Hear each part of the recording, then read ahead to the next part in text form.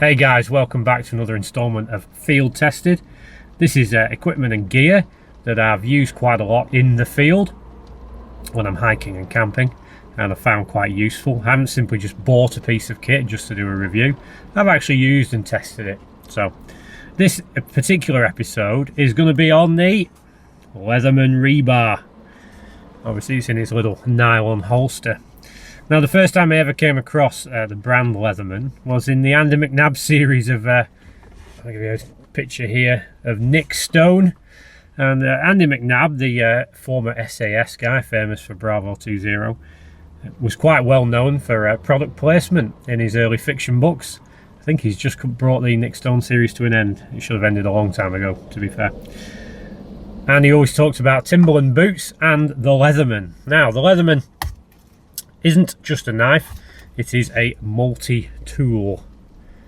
It's a very well branded one, very well known make, and a very expensive make. This version is the Leatherman Rebar, and as you know, if you've come across multi-tools before, they simply open up and you've usually got a pair of pliers there, you can see, and a wiring tool in the middle for cutting and stripping wire.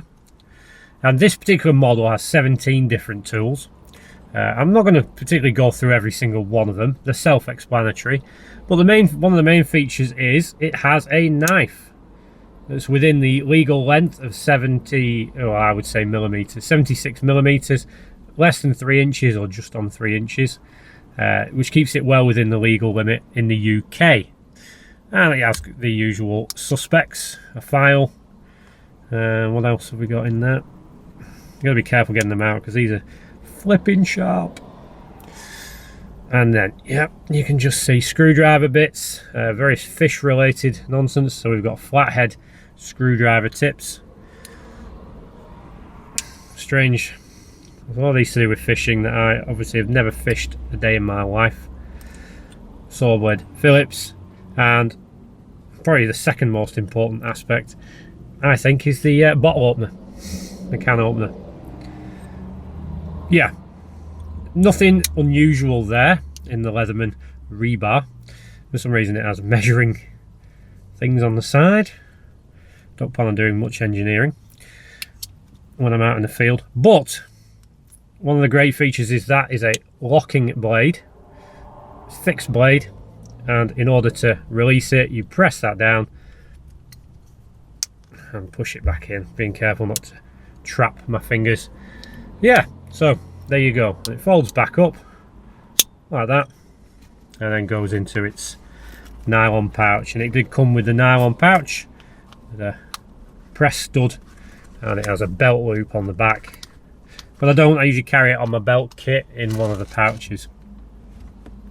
So reading off the Amazon market description, because I have no memory for facts and figures like this, the Rebar comes with a 7.36 centimeter, 73 millimeter primary blade made from 100% 420 HC stainless steel, along with an equally durable and sharp 420 HC serrated knife, sharp enough for any indoor or outdoor challenge. Featuring 17 all locking tools, the Rebar has everything you need for home improvements, camping, DIY, blah blah blah. So the key issue with any blade isn't necessarily that it's stainless steel, as most blades are. The main issue is the quality of the stainless steel. And where most cheap knives go wrong is that they use poor quality stainless steel. And that's, stainless steel is normal carbon steel with combined alloying elements. So it's like a big mixture, and how you blend that mixture and how you temper it all depends on the quality of the knife. Now, the body of the knife might be fine, but in order for the knife to keep its edge, it needs to be a good quality stainless steel. You can't simply sharpen it and expect it to keep its edge. You can do a really good job of sharpening a blade, but if it's cheap, the first cut you make will blunt it. And ironically, you can do it even with something soft like fruit, vegetable, cloth is enough to blunt a cheap blade. So the Leatherman is far from being a very cheap blade. I've noticed the minute it came out of the box, it nearly took my finger off. It was that sharp. And I've used it a few times and it's not lost any of its edge. That's one of its main features if you're looking for a knife. Now, the reason I've chosen a multi-tool over a traditional bushcrafting knife while I'm out in the outdoors is purely for the two reasons: practical reasons and legal reasons. And I'll go through both of them now. Be prepared, settle down. We're going to have a long rant about knives. I did a video years ago about my ranting knives. Now we're going to recover it. Last week I was asked by Siege on the walk if I was into bushcrafting and survival. Now, you may have noticed from the channel, it might get that impression that that is my thing. I am not a bushcrafter. I'm not into survival. Because I'm in the UK, none of the terrain is actually wild. Most of the places you see me, though, it might look barren on the moorland. It belongs to somebody. Every square inch of UK land belongs to somebody. If I'm in a forest, generally it's cultivated. It's a plantation, which means somebody owns it and harvests the wood to make furniture, etc. So not unlike America or Canada or other places in the world, there's no real wild forests. Even the Lake District, to some degree, is cultivated by rangers and forestry commissions. So at no point do I ever feel that I will be in a situation of survival. I'm never far from civilization, from settlements, from towns, villages. And technology is such that even in the worst case scenario, I think I'm well within the grounds of being rescued. Therefore, I've never taken a direction of bushcraft and survival. In the event of a world-ending catastrophic event, my first question is, do I want to survive it? You should always ask yourself that question. If it's a nuclear attack and you haven't been fortunate enough to die in the first blast, you're now going to die of horrendous radiation poisoning. Now, when I was writing my very first apocalyptic book, I did lots of research into this kind of thing. And what I learned was that in the event that the world completely collapses for pick a reason, I don't know, unless somebody goes in and shuts the nuclear power plants down, you'll be dead within 6 months. What will happen is the rods will submerge themselves in an emergency situation, but they'll carry on reacting, thus boiling the water that they're in, eventually overheating and causing a nuclear meltdown of Chernobyl proportions. So regardless of what happens in this country, you'll be dead soon anyway. So, on that bright and cheery note, I have no problem with anyone being into bushcraft or survival as a hobby. So if you want to do plenty of training courses, that's the direction I would recommend anyone takes. Survival mainly is focused on knowledge, not necessarily equipment. If you were just Rambo with a knife, the reason Rambo was so successful was because of his training, not because of the knife. So I would recommend, if that's something you want to pursue, do one of these foraging courses, do one of these bushcraft courses. There's loads of them out there, and they do look kind of interesting and good. So all that aside, that is not my shtick. I'm merely an outdoorsy person. I like hiking and camping. So all my work and equipment is catered for just that. Travelling on foot for long distances. Therefore, we took the roundabout way of getting there. When asked about bushcraft and survival, people wonder why I don't carry a bushcrafting knife. And I'll show you what a general bushcrafting knife looks like here. So you can see this is sort of a very ornate fixed handle with a fixed blade. It can range from being a small, moderately sized knife to a gigantic, I might as well put it here, a Jim Bowie knife. So the first question to ask is, what on earth do you need a knife for? Now you might say survival, which is a catch-all term. I'm not quite sure what situation would call for me to have such a knife. Cutting cord, cutting fabric can be done with a small penknife. I'm sure you're not going to fell a tree with one of them. So in my mind, the first thing I decide when I'm purchasing kit is this something I'm going to use? Is it something I need? Will it fulfill a part of my equipment that there's a gap that I could have just done with? And usually it happens when you're out and about and you kind of go, really could have done with a Jim Bowie knife. That's never happened. Don't think it ever will. And I don't hunt my own food at lunchtime, so I don't feel the need to skin rabbits or a deer or fashion some sort of bow and arrow and take down a wild boar or something. So I need to pick equipment that's suitable for the task at hand. Therefore, in my mind, I went straight for the multi-tool. The multi-tool for me does exactly what it says on the tin. It's a multi-tool. There are many times I've needed pliers. Pliers are more important than knives, in my opinion. I've needed pliers and I've needed screwdriver bits for repairing kit, for you know, taking things apart, repairing. All I can say is that.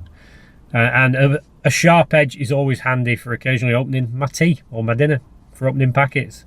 I've cut cord with it when I've been setting up my hammock, when I've been putting new guy lines down. So multi-tool fits that perfectly. I hope that covers the bushcrafting angle. I may still in the future do a video just on that subject. But there you go. That's my first consideration.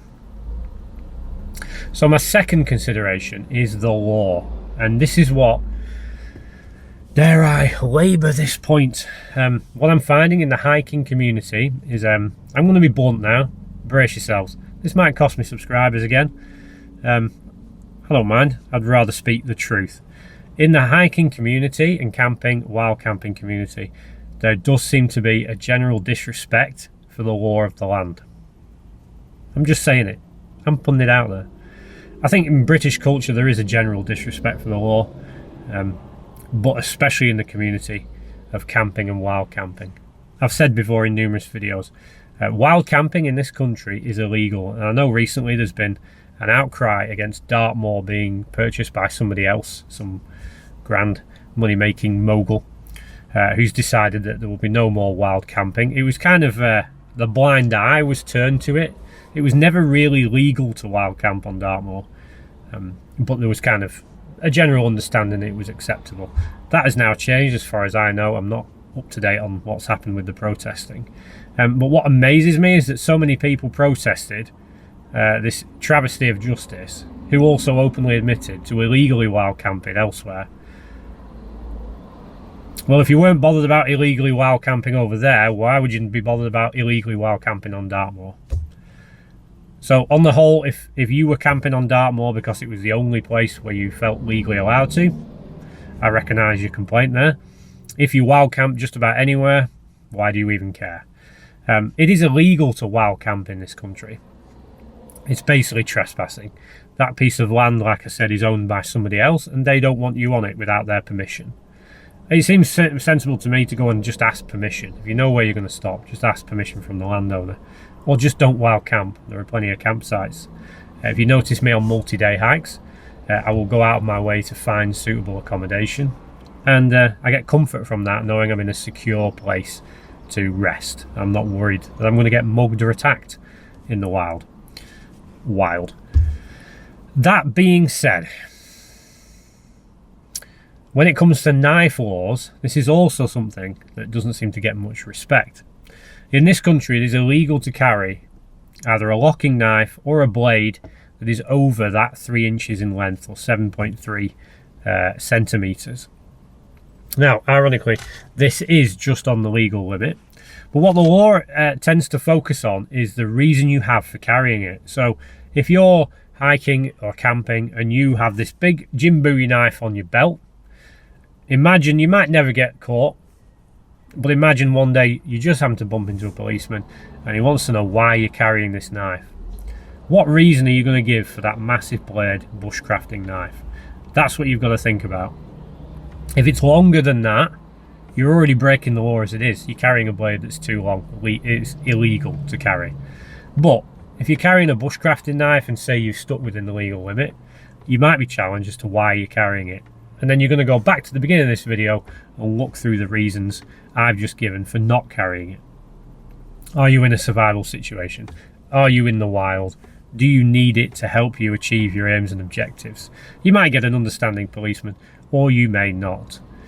Now, when it comes to the multi-tool, this is why I've chosen the Leatherman, and that is simply because this automatically gives you the reason for carrying it. It's a tool. It's a multi-tool.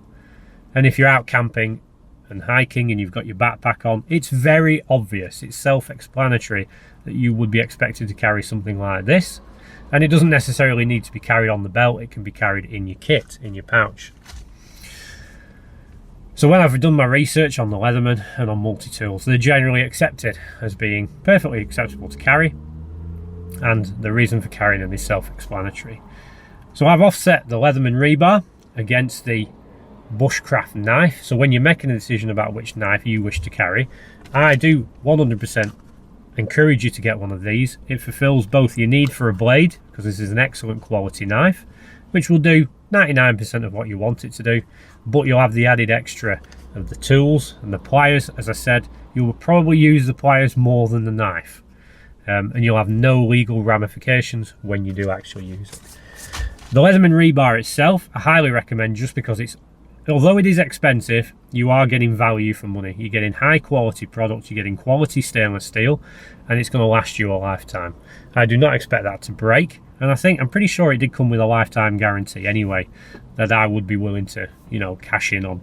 So it'll set you back there's various different models of the Leatherman, but it'll set you back maybe between 80 and 100 pounds. Yeah, it's steep, but I do pay 200 pounds for my boots, and I don't regret it. Some things you just need to pay for the quality. So there you go, guys. I know this has been a long and rambling video. I'm hoping you just put your headphones in. You didn't need to see me. If you're interested, I've actually just dropped my son off at Blackburn, and I'm outside the abandoned Imperial factory, which will just fade to show you what it looks like. There you go. What a beauty that is, which does make up most of Blackburn. It's a very sort of post-industrial town that's transitioning to something, I don't know. There are nice parts of Blackburn. So yeah, there we go. I hope you've taken what I've said on board, especially when it comes to respecting the law. I would like to see more campers and hikers just respecting the laws on wild camping and the use of knives. So there we go. I hope that has been helpful. I hope that encourages you to purchase a multi-tool as opposed to a bushcrafting knife. And I do know that some people recommend the Swiss Army knife. I don't know what the quality of those are like now. You can get them in different sizes, it's the generic pen knife. You can even get a tiny little one, probably about that big, I used to have years ago. That was a really good quality blade. I don't know if they still have that quality. Maybe somebody can let me know on Facebook. Right, so thanks very much for joining me. I hope that's helpful, and I will see you next time back on the trail.